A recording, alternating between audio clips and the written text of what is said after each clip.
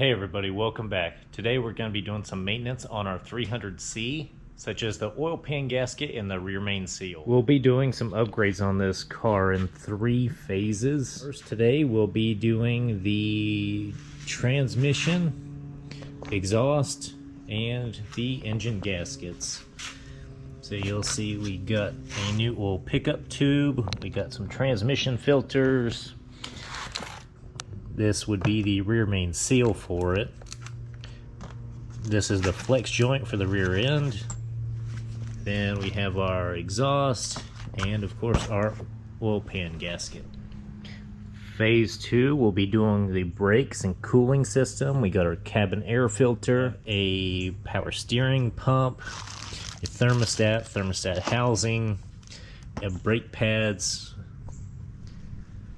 and also we have the inner splash shields. Our new bumper should be here on Monday.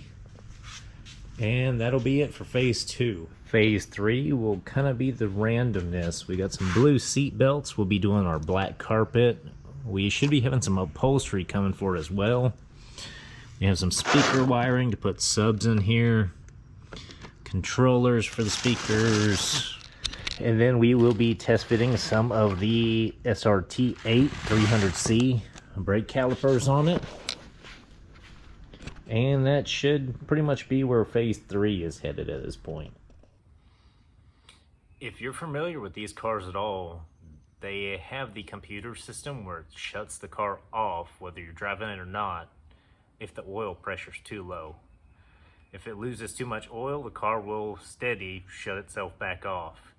So a lot of people have been thinking this car needed a new ECU, but it turns out it's just leaking from the rear main seal and oil pan. To do these gaskets we're about to do, we'll have to remove the entire exhaust system, basically catalytic converters back, remove the drive shaft,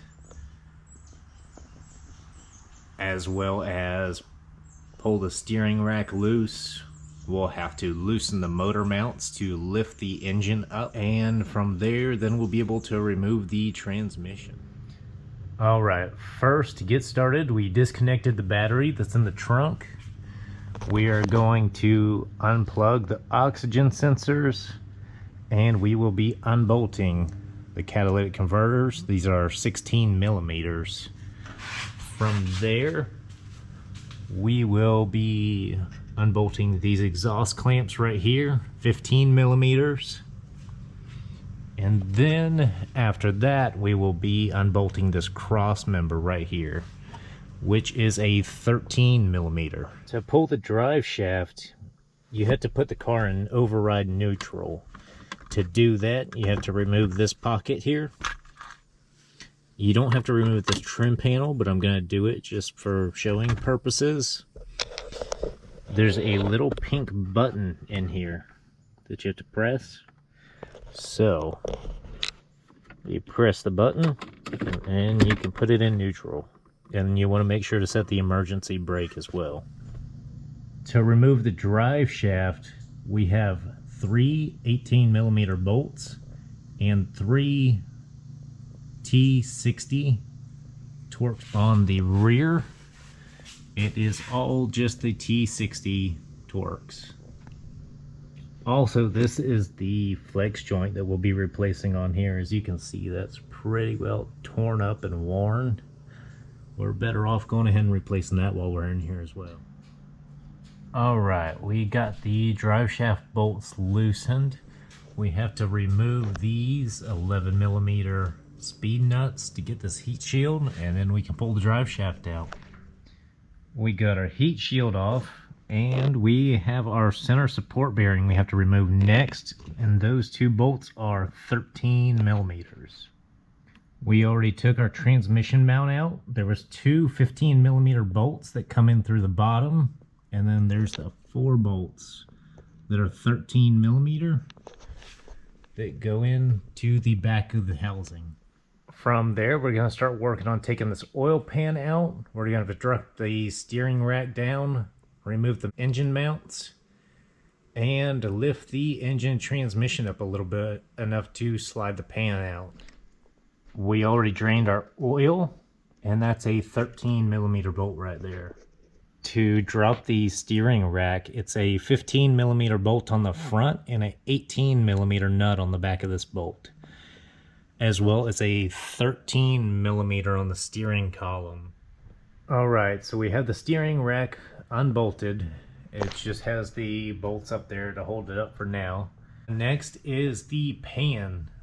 There's a few 10mm bolts all the way around, but at the back where it meets the transmission, there is 6 15mm bolts to take it loose. The oil pan is loosened. There was an additional 2 15mm on the back of the transmission into the oil pan as well. Next, we will be doing the 2 18mm on either side for the engine mounts. That way we can drop the rack and lift this engine and transmission up to slide the oil pan out. We still don't have the clearance we need to get this pan out, so we are going to end up taking the tie rods loose and taking the whole steering rack out. As you can see right there, our oil pan's getting caught up on the starter. So we are going to take these 3 bolts out of the starter. Those are 15mm, as well as this 13mm up here on this wire, and then undo this plug. Our starter should come out after that, which hopefully should release this oil pan. When you're trying to take out this oil pan, it also helps to take out this 13mm for the oil pickup tube, and you'll have to drop that out between the gasket and the oil pan. This is pretty wild. I finally got this oil pan out. It is crazy how you have to do this. So I undid the motor mounts, jacked the engine transmission up from the transmission to help clearance it a little bit.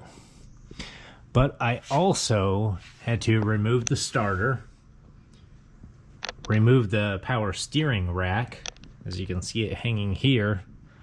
But on top of that, I actually had to lift the front end of the car up and lower the K-member about 1 inch on all 4 corners to get the room to slide this oil pan out. Next, we are taking out the torque converter bolts. They are 13mm, should be about 6 of them.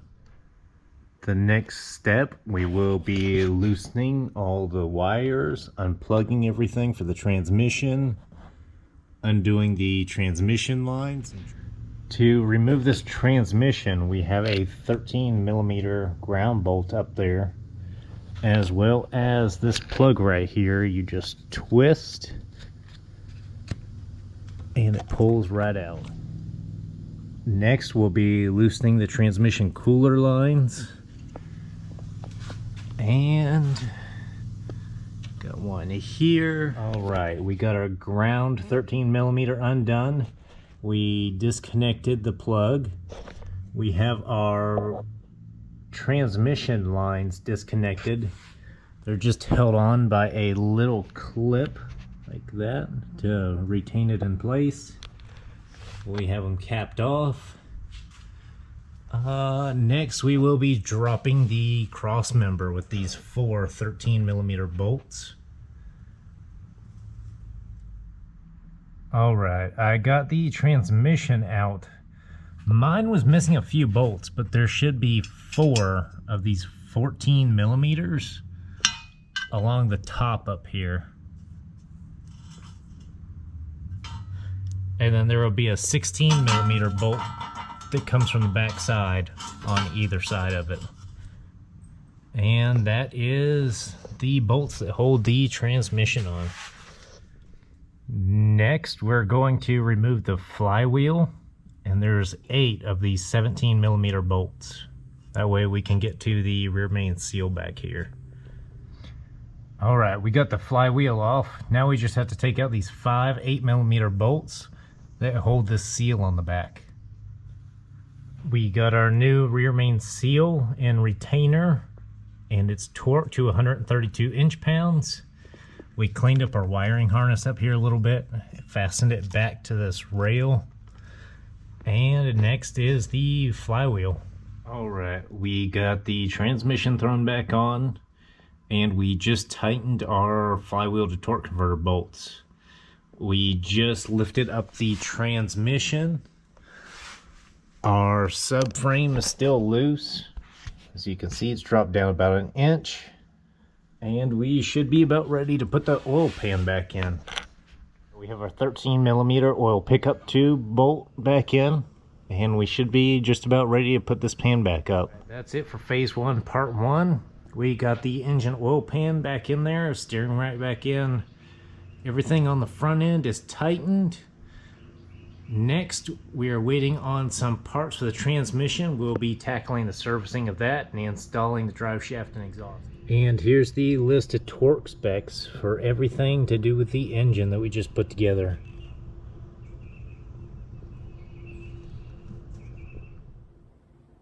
Be sure to be on the lookout for phase 1, part 2 coming soon.